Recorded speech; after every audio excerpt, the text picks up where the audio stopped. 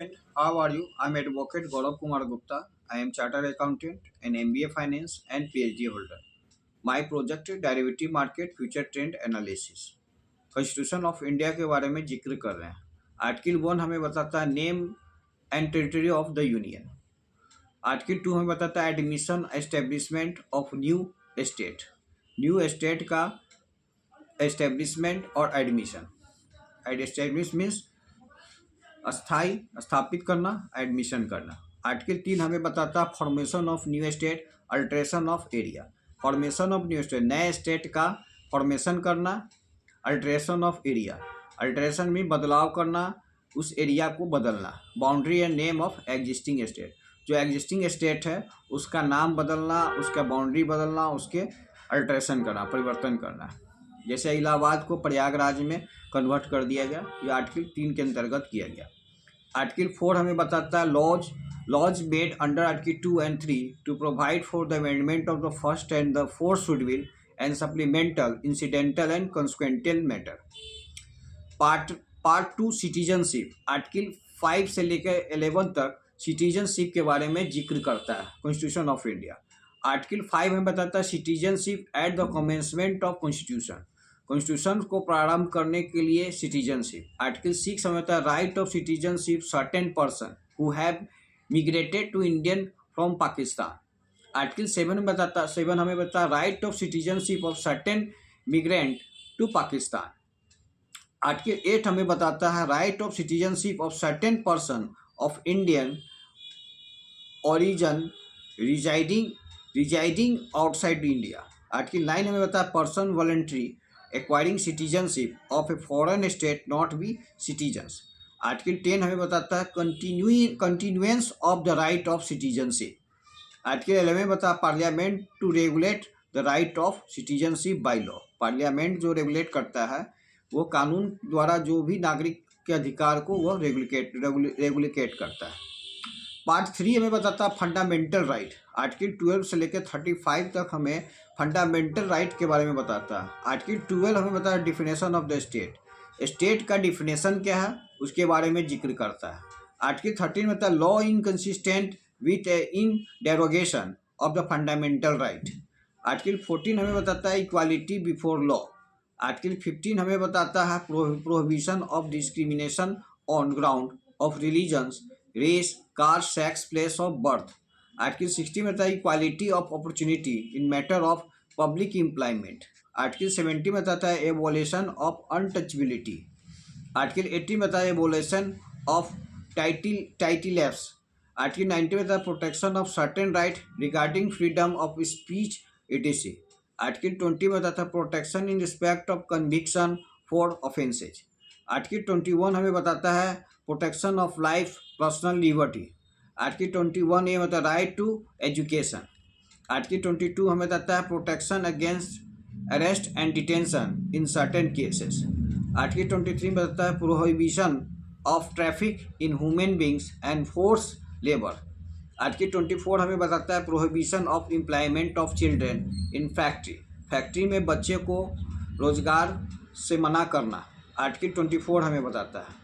Article 25 में बताता है freedom of conscience and free profession practice and propagation of religions. Article 26 हमें बताता है freedom to manage religious affairs.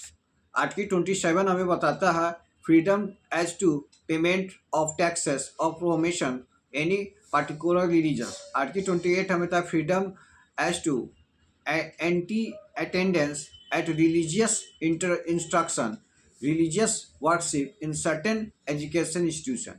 Article 29 हमें था protection of interest of minorities। Article 30 में था right of minority to establish and administer education institution। Article 31 में था repealed। Article 31A में saving of law provide for acquisition of estate। Article 331B validations of certain act and regulations. Article 31C saving of law giving effect to certain directive principles. Article 32 हमें बताता है remedies for enforcement of right conferred by this part. Article 32A में बताया repealed. Article 33 में बताया power of parliament to modify the right conferred by this part in the application to forces. Article 34 हमें बताता है restrictions on right conferred by this part we while material law in the force in area. Article 35 में होता है legislation to give effect to the provision of this part। Part 4 directive principle of the state policy. Article 36 से लेके 51 हमें बताता है। Article 36 में बताता है डिफिनेशन। आर्टिकल 37 बताता है application of the principle content in this part. Article 38 बताता है state to secure a social order for the promotion of welfare of the people. Article 39 हमें बताता है certain principle of policy to be followed by the state. Article 39A हमें बताता है equal justice and free legal aid. Aid means सहायता, free legal aid में free कानूनी सहायता करना। एड मीन्स सहायता, एक्सप्लेन जस्टिस, जस्टिस को भी एक्सप्लेन करता है, जस्टिस को भी एक्सप्लेन करता है। उसके बाद आइए आर्टिकल 39 में बताया equal justice and free legal aid. ठीक है। आर्टिकल 40 में बताया organisation of village panchayat. Article 41 में right to work to education and to public assistant in certain cases. Article 42 में बताया provision for just and women's condition of work and maternity relief. Article 43 में living wages for workers. Article 43A मतलब participation of worker in management of industry. Article 44 हमें बताता है uniform civil code for the citizens. Article 45 provision for free and compulsory education of for children. Article 46 में बताता है promotion of education and economic interest schedule caste, schedule tribal and other weaker section. Article 47 duty of the state raise the level of nutrition on the standard of living, improve public health,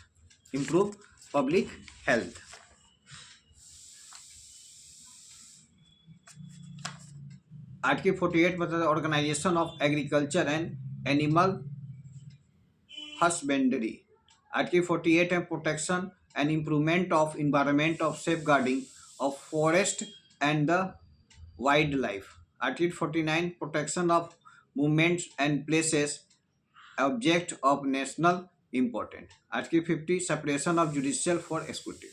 article 15 में जब constitution of India आया तो article 15 में judiciary और executive magistrate को अलग अलग किया गया, सेपरेशन किया गया।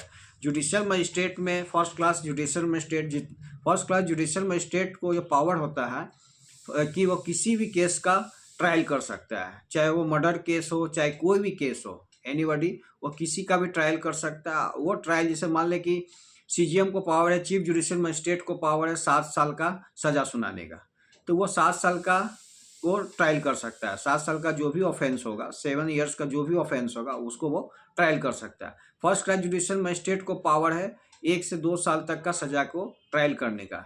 लेकिन जब कोई भी फर्स्ट क्लास जुडिशियल मजिस्ट्रेट जब 7 साल की सज़ा को वो ट्रायल नहीं कर सकता, वो कमिटल कर सकता है। वो सेशन कोर्ट को सीजीएम को ट्रांसफ़र कर देगा और सीजीएम यदि 10 साल का सज़ा हो गया, डेथ सेंटेंस हो गया, तो डेथ सेंटेंस देने का पावर किसको है? डिस्ट्रिक्ट जज को या सेशन जज को। सेशन जज जो है क्रिमिनल केस में सबसे ऊपर सेशन जज होता है। सेशन जज को, सेशन कोर्ट को यह पावर है कि वो आपको डेथ सेंटेंस दे सकता है। तो डेथ सेंटेंस के लिए हमको पहले हाई कोर्ट से कन्फर्मेशन लेना होगा, तभी हम किसी को डेथ सेंटेंस दे सकते हैं। तो इस अनुसार यह हायरार्की बना हुआ है क्रिमिनल कोर्ट का। और एग्जीक्यूटिव मजिस्ट्रेट जो होता है, तो एग्जीक्यूटिव मजिस्ट्रेट में जब सेक्शन 50 का जब आया separation of judicial and executive का, तो इस सिचुएशन में एग्जीक्यूटिव मजिस्ट्रेट को में सबसे ऊपर होता है डीएम, डिस्ट्रिक्ट मजिस्ट्रेट। उससे नीचे होता है एडीएम, एडिशनल डिस्ट्रिक्ट मजिस्ट्रेट। उसके बाद एसडीएम, सब डिविजनल मजिस्ट्रेट। इसको ना पनिशमेंट देने का पावर है, ना इसको only for law and order को मेंटेन करना है। और डीएम का मतलब हुआ डिस्ट्रिक्ट मजिस्ट्रेट। डीएम एक पोस्ट नहीं है, डीएम एक पावर है। डीएम का जो भी होता है वो पोस्ट नहीं माना जाता, वो पावर होता है। चाहे डीएम हो, चाहे एग्जीक्यूटिव मजिस्ट्रेट में जो भी आते हैं, सब उनको पावर माना जाता है, वो पोस्ट नहीं माना जाता है। तो डीएम जब यदि बीएनएसएस की धारा, बीएनएस सीआरपीसी की जो धारा है सेक्शन 21 को जिक्र किया गया, वो थोड़े थोड़े से पावर को यूज करता है, क्रिमिनल प्रोसीजर कोड के पावर को यूज करता है या बीएनएसएस की पावर को यूज करता है, तो हम कहते हैं डीएम साहब ने आदेश किया। लेकिन जब आप कलेक्टर, डीएम और कलेक्टर में डिफरेंस होता है। कलेक्टर जो होता है वो पूरा जो संहिता रेवेन्यू डिपार्टमेंट का हेड होता है, उसे हम कहते हैं कलेक्टर। कलेक्टर रेवेन्यू डिपार्टमेंट या लैंड रेवेन्यू कोर्ट का यदि वो डिसीजन लेता है या कोई काम करता है तो हम कहते हैं वो कलेक्टर साहब ने आदेश किया। और यदि वो क्रिमिनल कोर्ट का सीआरपीसी की पावर को यूज करता है या बीएनएसएस की पावर को यूज करता है तो हम कहेंगे कि डीएम साहब ने आदेश किया। इस प्रकार दोनों के बीच अलग अलग हायरार्की होता है। जब कॉन्स्टिट्यूशन ऑफ इंडिया आया तो उस सब दोनों का अलग अलग पृथकीकरण किया गया, सेपरेशन किया गया, और इस अनुसार एक्जीक्यूटिव मजिस्ट्रेट और जुडिशरी मजिस्ट्रेट को अलग अलग किया गया। एक्जीक्यूटिव मजिस्ट्रेट को पावर को दंड देने का पावर को छीन लिया गया। Executive magistrate only for law and order को मेंटेन कर सकता है, प्रिवेंटिव डिटेंशन की पावर को यूज कर सकता है, जैसे तजिया निकल गया, मुहर्रम निकल गया या कोई तरह का विवाद हो गया तो उसको रोकने के लिए डिस्ट्रिक्ट मजिस्ट्रेट को का आदेश माना जाता है, एक्जीक्यूटिव मजिस्ट्रेट का आदेश माना जाता है। उसको सीआरपीसी की धारा में यह जिक्र किया गया कि कहाँ कहाँ का जुडिशल एक्जीक्यूटिव मजिस्ट्रेट डीएम को पावर दिया गया। और जुडिशल मजिस्ट्रेट, एक छोटा सा जुडिशल मजिस्ट्रेट डीएम साहब को आदेश कर सकता है कि आपको यह काम करना है, कोर्ट का आदेश मानना है। यदि आप ऐसा नहीं करते हैं तो आपके ऊपर कानूनी कार्रवाई किया जा सकता है। इसलिए एक छोटा सा जुडिशल मजिस्ट्रेट किसी को भी पनिशमेंट देने का पावर रखता है, लेकिन एक एक्जीक्यूटिव मजिस्ट्रेट को पनिशमेंट देने का पावर नहीं है, उसको only for law and order maintain करने का पावर है। अगले वीडियो में हम आपको यूज करके बताएंगे कि कॉन्स्टिट्यूशन ऑफ इंडिया में और से बहुत सारे आर्टिकल्स है, प्रेसिडेंट के पावर क्या है, पार्लियामेंट किस प्रकार चलता है, ये सभी आपके बारे में जिक्र करेंगे। आज का वीडियो हम यहीं पे वाइप आउट कर रहे हैं। That's all.